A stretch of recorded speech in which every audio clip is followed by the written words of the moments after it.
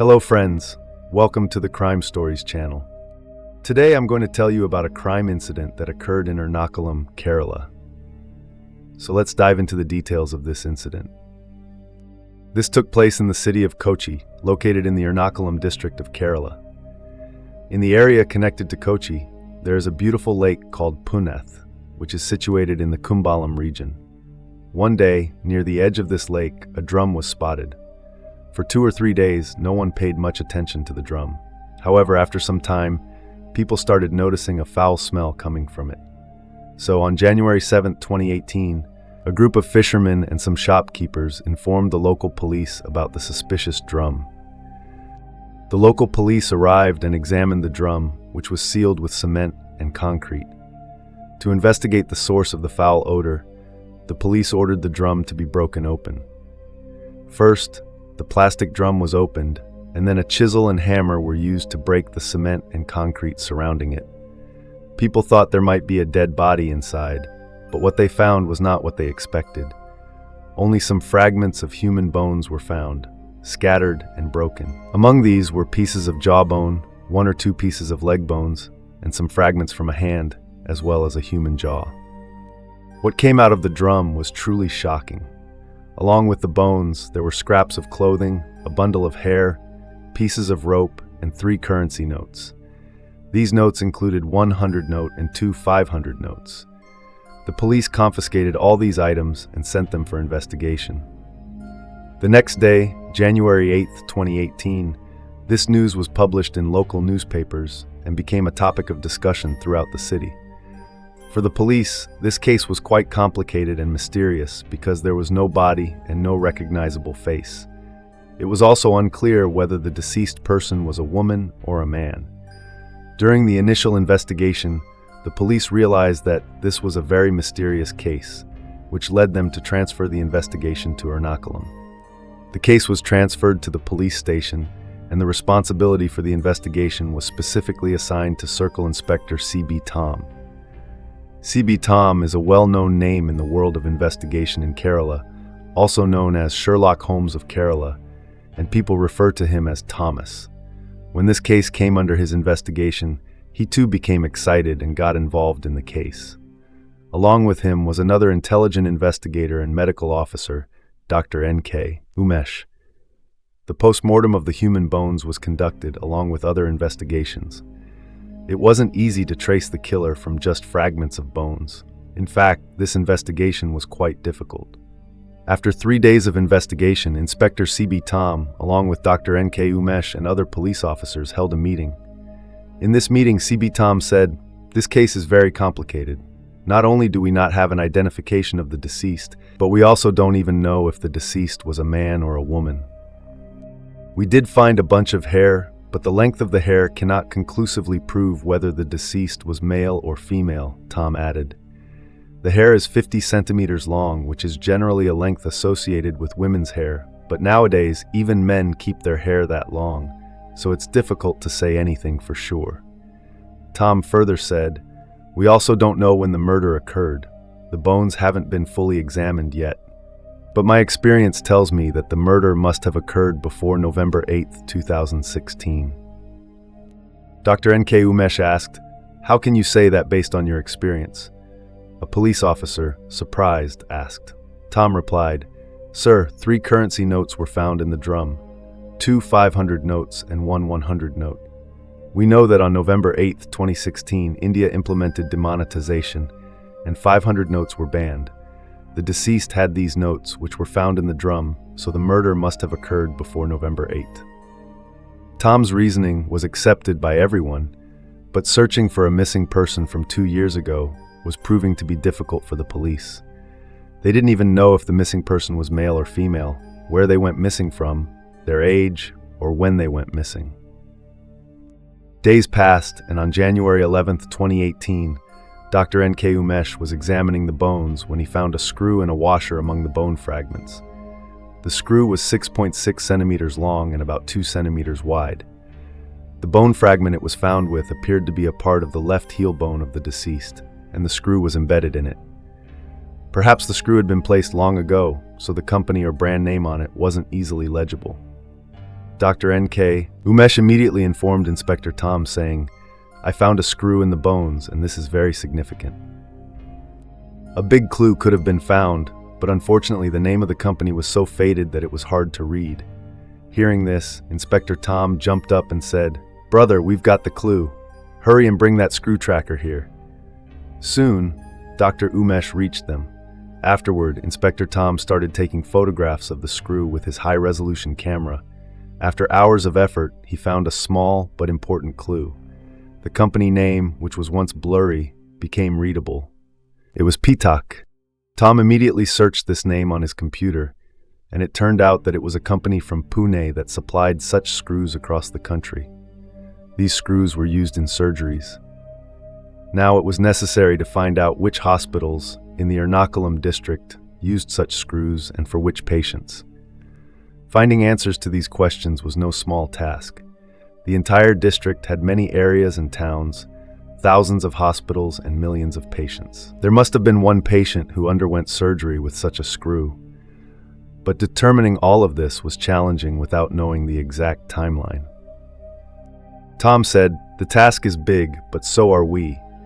We'll create different teams and start tracking from 2016 to figure out which hospitals this company sent screws to." The company was contacted, and based on sales data, they revealed that in 2016, a total of 161 screws were supplied. Of these, 155 were sent to Gujarat and Maharashtra, and 6 were sent to Kerala. Then, efforts were made to find out where in Kerala these screws were used and to which patients. To gather this information, 5 large teams were formed under Tom's leadership. These teams worked day and night to find the details. Eventually, they tracked down 6 patients who had received these screws at VKM Hospital in Kerala. They found out the names of 5 patients, all of whom were fine. Now, only the details of the 6th patient were needed. This 6th patient was a 54-year-old woman named Sakuntala, and her whereabouts were unknown. The police went back to the hospital where Sakuntala had been operated on, searched all the data, but found no further information other than her name. Then they looked through the visitor records and found one name that appeared frequently, Ashwat Damodaran, who had been visiting Sakuntala regularly. They tracked him down. The police began to suspect that they would soon reach the killer and understand the motive behind the crime. However, uncovering the mystery was not as easy as they had anticipated. They went to Ashwat's home and asked him about Sakuntala. He said, "Sir, it's been 2 years since I last saw my mother Sakuntala. She went missing, and I have no idea where she is." Inspector Tom was shocked by his statement and asked, "Don't give me nonsense. Tell me everything in detail. Was there an accident? Did she fall and you took her to the hospital?" Ashwat nervously replied, "Sir, my mother and I never got along well. After my marriage, I lived with her. On 1st September 2016, while we were traveling on a scooter, a truck hit us, and her left leg got fractured. I took her to VKM Hospital, where a screw was placed in her leg. After the treatment, I visited her on the 19th of September, but when I went again, she was gone. I heard she went to Delhi for some work, and since then, I haven't seen her." Inspector Tom asked, "Your own mother disappeared and you didn't even report it to the police?" Ashwat replied, "No, sir. I didn't report it because we didn't get along at all. I thought she must have left because she was frustrated with us. Why would I care where she went? So I didn't file any complaint." Inspector Tom and his team smiled inwardly because they knew Ashwat was withholding crucial information. Many questions arose from his response.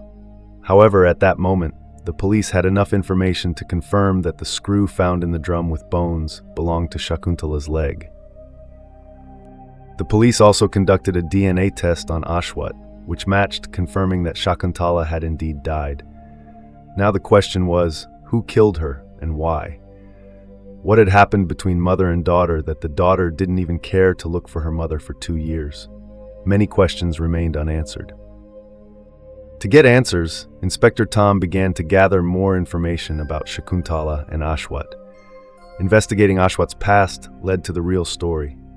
Ashwat had been in love with a boy named Sudhi, but Sakuntala did not approve of the relationship. So Ashwat ran away and married Sudhi, but their marriage didn't last long.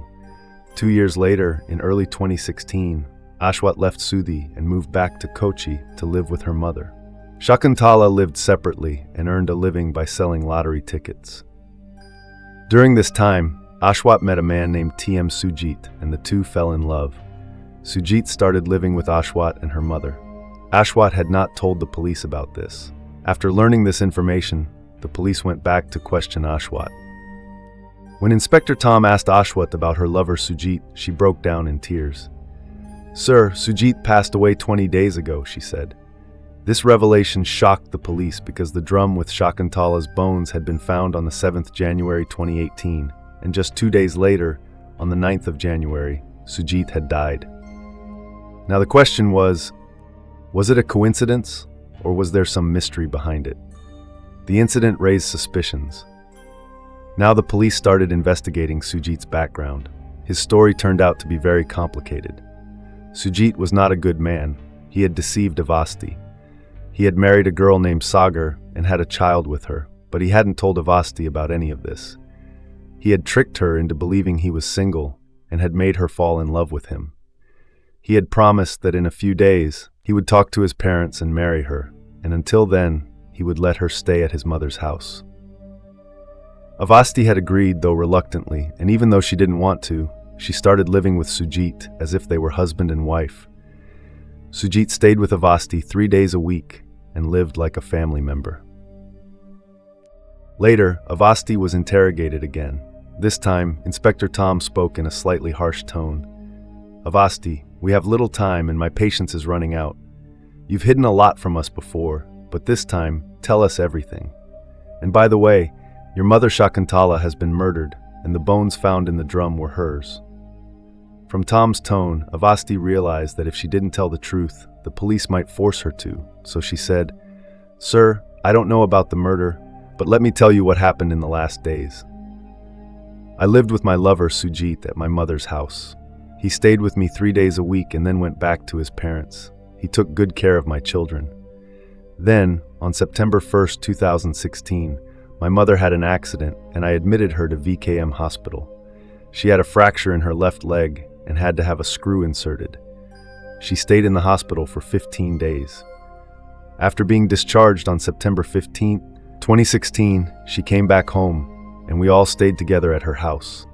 On September 19, 2016, my mother caught chickenpox and had other infections, so I took the children and stayed at a local lodge, and Sujit went to his parents. A week later, on September 26, 2016, I returned to my mother's house and found Sujit there. I was surprised and asked him why he was there. He said he had come to collect some forgotten items and that he had visited 2 days earlier. He also told me that my mother had gone to Delhi with a missionary nurse and would be living there now. Avasti paused and looked at Inspector Tom, taking a deep breath before continuing. "Sir, you must be wondering how I believed him. Honestly, my mother was always unhappy about the relationship between Sujit and me, so I was happy to hear she had left. I didn't ask Sujit too many questions or report anything to the police." "You don't know why your mother was unhappy with you?" Tom asked. "Because Sujit was deceiving you. He was married, had a wife and a child, and he would spend the rest of his time with his parents instead of you." Avasti was shocked by Tom's revelation. Tom, smiling, continued, "Now, I have something even more shocking to tell you. Your mother wasn't just left alone. Sujit killed her." Avasti was stunned. Tom then said, "I will come back with all the evidence." Tom suspected Sujit was behind Sakuntala's murder, but he couldn't understand why or how it had happened. The biggest problem in this case was that Sujit was dead. On January 7, 2018, Sakuntala's bones were found in a drum filled with cement and concrete, along with 500 and 100 rupee notes and some other items. Just 2 days later, on January 9, 2018, Sujit had died, and it was suspected that he had killed Sakuntala. However, there was no body, and Tom suspected that Sujit might have taken this drastic step to avoid being exposed. But Tom was determined to uncover the truth. He decided that even though Sujit was no longer alive, he would prove that Sujit had killed Sakuntala. Tom resumed his investigation with full dedication. Avasti had moved to a lodge on September 19, 2016, leaving Sakuntala behind, and when she returned on September 26, Sakuntala was missing. Sujit was there and claimed that Sakuntala had gone to Delhi. Tom realized that everything must have happened between September 19 and 25, 2016, and the main suspect was Sujit. So, Tom began his investigation by looking into where Sujit worked and questioning his friends. He also tried to trace where the drum with the bones had been bought from. After a few days, a small lead came up. Tom learned that one of Sujit's close friends, Suresh, was an auto driver. It was discovered that during the time Sakuntala went missing, Suresh had visited Sakuntala's house 2 or 3 times. It was once seen at 2 a.m. near Sakuntala's house, traveling in an auto with some large items in the back. For Tom, this was enough information. He immediately took Suresh into custody and started questioning him. "Do you know Sujit?" Tom asked. "Yes, he was my friend, a very good man. He's gone now," Suresh replied. "Whether he was good or bad, I will decide. You will only answer the questions I ask. And one more thing, Sujit is no longer alive, so you'll have to bear the punishment for all his crimes alone. Think carefully before you answer. If you tell the truth, the punishment might be lighter, otherwise you'll suffer," Tom warned. Suresh started to sweat. "Do you know Sakuntala?" Tom asked. "No, who's Sakuntala?" Suresh replied. With that, 2 slaps landed on his left cheek. The slaps were so strong that stars seemed to dance before his eyes, and the buzzing of bees filled his ears. Tom said, "Right now, it's just the buzzing of bees. If you don't tell the truth, much worse will happen. I'm talking about the Sakuntala whose house you were circling in your auto with Sujit. You and Sujit together killed her, then filled her body with cement and concrete, and threw her into the pond. Do you remember, murderer?" Suresh panicked. "No, I didn't commit the murder. Sujit did it," Suresh confessed. Tom sat down and said, "Okay, tell me the truth and explain everything in detail." After that, Suresh explained the whole story. Sujit was deceiving Ashwat. He was married but claimed to be single and lived with Ashwat's daughter, Sakuntala. Sakuntala found out about this but didn't want to break her daughter's heart, so she advised Sujit to leave her daughter's life. However, Sujit refused to listen. Realizing that Sujit wouldn't listen to her directly, Sakuntala threatened him, saying that if he didn't leave Ashwat, she would tell Ashwat the truth. Frightened by Sakuntala's threat, Sujit started turning Ashwat against his mother and, at the same time, began planning Sakuntala's murder. After the accident, Sakuntala got chickenpox, and Ashwat, along with the children, went to stay in a lodge. This gave Sujit the opportunity to kill Sakuntala. He contacted Suresh for help, and though Suresh didn't want to participate in the murder, he promised to help with other matters. In September 2016, both of them bought a drum, cement, concrete, rope, and other materials from the market. Suresh dropped them off at Sakuntala's house. When Sakuntala saw the materials, she asked about them, but without answering, Suresh left. Later that night, Sujit went to Sakuntala's house, strangled her, and killed her. He then put her body in the drum and filled it with cement and concrete. Afterward, he called Suresh, who took the drum in his auto, and both of them drove to the pond to submerge it in the water. They then went to their respective homes. After narrating everything, Suresh said, "Sir, that's all I know. I didn't help with the murder. I didn't do anything wrong." Tom replied, "You didn't help with the murder, but you did commit the crime of hiding it and disposing of the body." With that, in March 2023, Suresh was arrested. His auto, which he used to dispose of the body, was also confiscated. After gathering all the evidence, Suresh was presented in court and sent to jail. In the end, Inspector C.B. Tom solved a case where there was no clue about the deceased and no evidence, yet the criminal was caught. Such work can only be done by intelligent policemen like C.B. Tom. Friends, if you're new to the channel, please subscribe and share your thoughts on this story in the comment box. I'll meet you with a new story soon. Until then, take care and thank you.